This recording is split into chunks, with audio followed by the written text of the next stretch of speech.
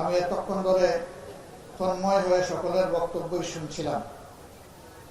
কথা একটাই এসেছে, আলটিমেটলি আমরা একটা নতুন পরিশীলিত পরিবর্তিত বাংলাদেশ চাই। সেই বাংলাদেশটা কেমন চাই? সেই বাংলাদেশটা আমাদের সন্তানেরা যে স্লোগান দিয়েছে সেই স্লোগানের বাংলাদেশ চাই। তাদের মৌলিক স্লোগানে একটাই ছিল, উই ওয়ান্ট জাস্টিস। আমরা সকল ক্ষেত্রে ন্যায় বিচার চাই, ভারসাম্য চাই, সাম্য চাই, বৈষম্য চাই না।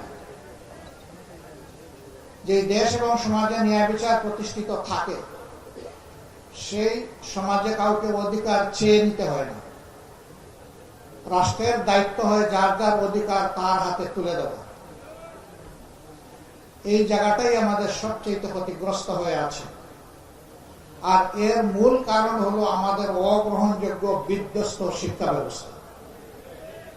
যে শিক্ষা মানুষকে মানুষ তৈরি করার পরিবর্তে দানব এবং রাক্ষসে পরিণত করে, সেই শিক্ষাই জাতির দুর্ভোগের মূল কারণ। এই জায়গাটাই রাষ্ট্র সংস্কারের জন্য সর্বপ্রথম সর্বাধিক গুরুত্ব দিয়ে আমাদেরকে হাত দিতে হবে। যদি আমরা সত্যিকার অর্থে একটা জাস্ট বাংলাদেশ আমরা চাই।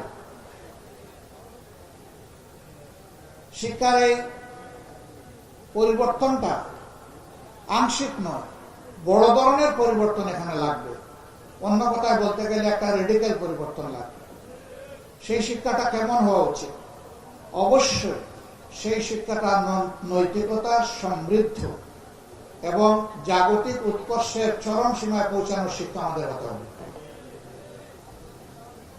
আজকে নৈতিকতা না থাকার কারণে যারা সাধারণ মানুষ, যাদের অত শিক্ষা দীক্ষা নেই, যাদের সার্টিফিকেট এত লম্বা নয়, তাদের দ্বারা দেশের বড় কোনো ক্ষতি হয় না। বরঞ্চ শিক্ষার এই নিয়ামত আল্লাহ তাআলা যাদেরকে দিয়েছিলেন, আমরা দেখতে পাচ্ছি কলায় কৌশলে, আকারে ইঙ্গিতে, এদিকে ওদিকে করে তারাই জনগণের সমস্ত সম্পদ তাদের পকেটে পুরে ফেলছে। পুরে ফেলেও তারা শান্তিতে নাই। এই টাকা তারা এদেশে কাজে লাগানোর সাহস নাই, কারণ জবাব দিতে পারবে না এই টাকা কোত্থেকে পেয়েছে।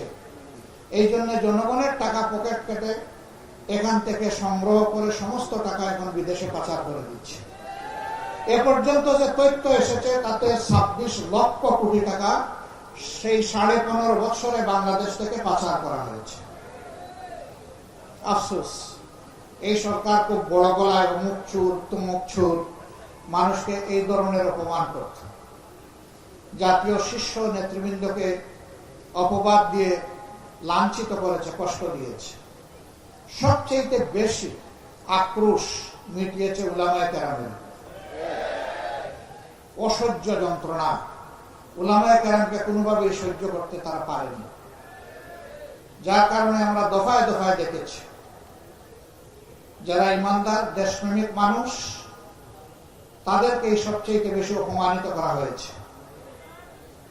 হাজার হাজার উলামায়ে কেরামকে মিথ্যা মামলা দিয়ে জেলে নিয়ে লাঞ্ছিত করা হয়েছে। কোরআনের পাকি হাফিজ অনেক এতিমকে নির্বিচারে গুলি করে হত্যা করা হয়েছে। বাপখানা এমন ছিল যে এরা কোনো মানুষও নয় এবং সাধারণ প্রাণীর পর্যায়ে পড়ে না, তারা বোধহয় আরো উপেক্ষিত কোনো কিছু। শাপলা চত্বরের ঘটনা এই দেশবাসী কখনো ভুলেনি এবং ভুলবে না। এটাকে নিয়ে কত উপহাস করা হয়েছে। প্রধানমন্ত্রীর দায়িত্বপূর্ণ চেয়ারে বসে তিনি বলতে পেরেছেন যে সেখানে রক্ত ঝরেনি, সেখানে হেফাজতের লোকেরা রং ছিটিয়ে দিয়েছিল। ধিক্কার জানাই। আপনি মানুষ হলে এমন কথা মুখে আনতে পারতেন না। আরেকজন পুষ্যমন্ত্রী তিনি বলেছেন এই ছাত্রদের আন্দোলনের যখন ক্লাইম্যাক্সের দিকে যাচ্ছিল যে সাবধান করে দিচ্ছি, বাড়াবাড়ি করবে না, যদি বাড়াবাড়ি করো তাহলে 5 মে যেটা হয়েছিল শাপলা চত্বরে রাত 12টার পরে সবকিছু সাফ করে দেওয়া হয়েছিল। এই কথার মাধ্যমে তিনি আত্মস্বীকৃত খুনি হিসাবে তার দলকে দুনিয়ার সামনে প্রেজেন্ট করেছেন। এদের খুনের ইতিহাস নতুন নয়। আমরা শ্রদ্ধা জানাই 47-এ যারা লড়াই করেছেন, 71-এ যারা লড়াই করেছেন, 24-এ যারা লড়াই করেছেন। 47-এর কারণে যে ভূখণ্ড তৈরি হয়েছিল আজকে তাই বাংলাদেশ। সেই ভূখণ্ড তৈরির জন্য যারা তাদের সমস্ত মেধা যোগ্যতা নিয়োজিত করেছিলেন, তারা পরবর্তী পর্যায়ে বিভিন্ন দলে তারা বিভক্ত হয়েছিলেন, কিন্তু জাতিকে দেওয়া অঙ্গীকার তারা পূরণ করেননি। 23 বছরের বৈষম্যের বিস্ফোরণ ঘটেছিল 71 সালে। আবার 71 সালে জাতির অধিকার, ভোটের অধিকার স্বীকার না করার কারণে, ভোটকে মূল্যায়িত না করার কারণে অনিবার্য হয়েছিল মুক্তিযুদ্ধ। আবার মুক্তিযুদ্ধের মধ্য দিয়ে যে কমিটমেন্ট, অঙ্গীকার জাতিকে দেওয়া হয়েছিল তা করা হলো লঙ্ঘন। সোনার বাংলা বানাতে গিয়ে দেশকে বানানো হলো শ্মশান বাংলা। আমাদেরকে উপহাস করে বিদেশ থেকে বলা হলো বাংলাদেশ একটা তলাবিহীন জুড়ির দেশ। এই জুড়িতে যা রাখা হয় এটা পাতালে চলে যায়, পরে আর এটা কোনো খবর পাওয়া যায় না। এবং এর আত্মস্বীকৃত নেতা ছিলেন জনাব শেখ মুজিবুর রহমান সাহেব। তিনি তার সঙ্গীদের ব্যাপারে যে সার্টিফিকেট দিয়ে গিয়েছেন, এর চাইতে বড় সার্টিফিকেট আর কেউ দিতে পারবে না। তিনি ডাইনের লোক, বামের লোক, সামনের লোক, পিছনের লোক, চতুর্দিকের লোকের ব্যাপারে একটা সার্টিফিকেট দিয়েছিলেন। আপনারা জানেন তো কি সার্টিফিকেট? আমি বলতে গেলাম না। আপনারাই যেহেতু সচেতন, বুদ্ধা, শ্রোতা, আপনারাই বললেন। এই যাদেরকে তিনি রেখে গিয়েছিলেন তাদের বুকে দেশপ্রেম, মানুষের প্রতি মমত্ববোধ, ভালোবাসা জনগণ আর দেখতে পেল না। তারা অনেক বড় বড় বুলিয়া উড়াইয়া বিশেষ একটা বোঝাপড়ার মধ্য দিয়ে 2009 সালের 10 জানুয়ারি ক্ষমতায় এসেছিলেন, অথবা 7 জানুয়ারি হবে, আমি একটু কনফিউজড আছি। তারা ক্ষমতায় আসার পরে কি শুরু করলেন? তারা ক্ষমতায় আসার আগে যা জানান দিয়েছিলেন তাই শুরু করলেন। 2006 সালের 28 অক্টোবর জোট সরকারের শেষ দিন ছিল। সেই দিনে সারা দেশে স্বয়ং তখনকার বিরোধী দলীয় নেত্রীর আহ্বানে যারা রক্তচোষা তারা সবাই চলে এসেছিলেন ঢাকায়। লগি বইটার তাণ্ডবে মানুষ খুন করে তারা জানান দিয়েছিলেন, আমরা যদি ক্ষমতায় যাই তাইলে আমরা এই কর্মসূচিটাই বাস্তবায়ন করব। তাই করেছেন। ক্ষমতায় বসার মাত্র 2 মাস পূরণ হয়নি। 25 এবং 26 ফেব্রুয়ারি পিলখানায় তৎকালীন বিডিআরের সদর দপ্তরে 57 জন চৌকস দেশপ্রেমিক সেনা অফিসারকে হত্যা করার মধ্য দিয়ে তাদের যাত্রা শুরু হয়েছে। এরপরে অন্যতম দেশপ্রেমিক শক্তি জামাতকে তারা বাছাই করে নিয়েছিলেন এবং আমাদের 1-2 করে 11 জন শীর্ষ দায়িত্বশীলকে তারা নির্মমভাবে হত্যা করেছে। কাউকে ফাঁসি দিয়ে, কাউকে জেলের ভিতরে ঠেলে দিয়ে। শেষ পর্যন্ত একজন মানুষ যিনি কোরআনের ভাষ্যকার, দল মতের ঊর্ধ্বে উঠে যাকে মানুষ বড়ই ভালোবাসত শুধু কোরআনের কারণে, আল্লামা দেলোয়ার হোসেন সাইদি, তারও জীবনটা কিভাবে শেষ পর্যন্ত গেল তার রহস্য একদিন বের হবে ইনশাআল্লাহ। সম্মানিত ভাইয়েরা, এইভাবে আলিমুল আমাকে এত বেশি লাঞ্ছিত করা হলো যে এর কোনো শেষ নেই। তবে হ্যাঁ, শুধু আলিমুল আমাকে নয়, এদেশের 18 কোটি মানুষকেই তারা কষ্ট দিয়েছে, জুলুম করেছে, একজন ভিক্ষুকের উপরেও জুলুম করেছে। আমি একদিন বনানীর রাজপথ দিয়ে আসতেছি, হঠাৎ করে গাড়ি থেকে নামলাম, চালককে বললাম থামাও। লাইন ধরে 3-4 জন ভাই বসে আছে ভিক্ষা করার জন্য। একজনের কানে কানে গিয়ে জিজ্ঞেস করলাম, সারাদিনে কেমন পার? বললো 1800 থেকে 2200। তা তো খারাপ না। কয়দিনা পোষায় না। পোষায় না কেন? অনেকের বেতনের চাইতে তো ইনকামটা বেশি। বলে যে এখানে খাজনা দিয়ে সকালবেলা বসতে হয়, অগ্রিম খাজনা আদায় করে তারপরে বসতে হয়। জিজ্ঞেস করলাম খাজনা কারে দেন? বলে যে কেডার দেন।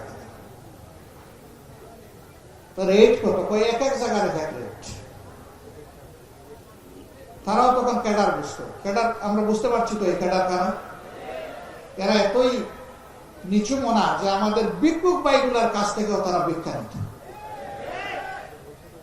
তো এরা কার উপর জুলুম করেন নাই বলে? এরা সবার উপর জুলুম করেছে। সবচেয়ে বেশি আক্রোশ মিটিয়েছে আলিম উলামার উপর। আমি আগেই বলেছি, খুতবা দাঁড়িয়েছেন একজন খতিব, তিনি খুতবা দেবেন, একজন উচ্ছৃঙ্খল সন্ত্রাসী মুসল্লির বেশে সেখানে ঢুকেছে, ফুস করে উঠে খতিবের হাত থেকে মাইক কেড়ে নিয়ে গেছে। এই ঘটনা বাংলাদেশে ঘটে নাই? ওয়াজের মাহফিলে, তাফসির মাহফিলে একজন ওয়াজ করছেন, একজন মুফাসসির তিনি তাফসির করছেন, সেখানে বিশৃঙ্খলা সৃষ্টি করা হয়েছে, তাকে অপমান করা হয়েছে, মাইক কেড়ে নেওয়া হয়েছে, মাহফিল বন্ধ করে দেওয়া হয়েছে। কোন কোন ক্ষেত্রে থানা পুলিশকে অন্যায়ভাবে ব্যবহার করা হয়েছে। কেন এত আক্রোশ? আপনারা না বলেন যে সকল ধর্ম বর্ণের মানুষ শান্তিতে তাদের ধর্মকর্ম পালন করতে পারবে? আমরা আপনাদের আপনাদের ব্যাপারে একটা কথা গভীরভাবে বিশ্বাস করি, আপনারা যা মুখে বলেন তা করেন না, আর যা করেন তাই বলেন না। আপনাদের চরিত্র সম্পূর্ণ বিপরীতমুখী। আমরা এটা বলি না, কিন্তু যা আমরা করি জনগণ তার সাক্ষী হয়। এবারকার এই বিপ্লবের পরে অনেকে উস্কানি দিয়েছিল, তারা ওত পেতে অপেক্ষা করছিল যে বাংলাদেশে একটা ব্যাপক বিশৃঙ্খলা দেখা দেবে। কিন্তু আলহামদুলিল্লাহ, আল্লাহ শুকর, দায়িত্ব নিয়ে সমস্ত ইসলামী দল তারা পাহারাদারের দায়িত্ব পালন করেছে। এখানে আলিয়া কওমি ছিল না, জামাত হেফাজত ছিল না, আমরা সবাই একাকার হয়ে গিয়েছিলাম। আমরা মানুষকে আশ্বস্ত করে বলেছি আমরা মেজরিটি মাইনরিটি মানি না। এ দেশ আমাদের সকলের। আল্লাহ যাদেরকে এখানে পয়দা করেছেন নাগরিক অধিকার সকলেই সমানভাবে ভোগ করবে। তবে আমরা এও বিশ্বাস করি দেশের নিরাপত্তা ব্যবস্থা এমন হওয়া উচিত, যদি আমার মসজিদ পাহারা দেওয়ার দরকার না হয় তাহলে মন্দিরে যেন পাহারা দেওয়ার দরকার না হয়। যে যার ধর্মকর্ম করবে, এখানে আমরা কারো উপর জোর করবো না। তবে আমরা মানুষকে আল্লাহর বাণী শোনাতেই থাকবো, এটা থেকে আমরা বিরত হব না। এ দাওয়াত আমাদের চলবে, কেউ পছন্দ করুক অথবা না করুক। সম্মানিত ভাইরা, এখন একটা আকাঙ্ক্ষার নতুন বাংলাদেশ চাই, যেটা আমাদের সন্তানেরা, যুবকরা চেয়েছে। আমি গভীর শ্রদ্ধা নিবেদন করি তাদের প্রতি। 15.5 বছর তিলে তিলে যন্ত্রণা সহ্য করে আমরা বহু আন্দোলন করেছি, কিন্তু এই আন্দোলনের পরিসমাপ্তি আমরা টানতে পারিনি। আমাদের সন্তানদের হাতে পরিসমাপ্তি হয়েছে। তাদেরকে ভালোবাসা জানাই, শ্রদ্ধা জানাই, সেলিউট জানাই। আমরা তাদের জন্য গর্বিত, কারণ আমরা তাদের গার্জিয়ান, আমরা তাদের পিতামাতা। এমন সন্তান আল্লাহ তাআলা এই জাতির মধ্যে আরো বেশি বেশি করে পয়দা করুন, তাই দোয়া। এবং আগামীর বাংলাদেশের চালিকা শক্তিটা তাদের হাতে তুলে দিয়ে আমরা তাদেরকে পিছন দিক থেকে সহযোগিতা করতে চাই, দোয়া করতে চাই। তারা এই দেশকে সামনে এগিয়ে নিবে ইনশাআল্লাহ।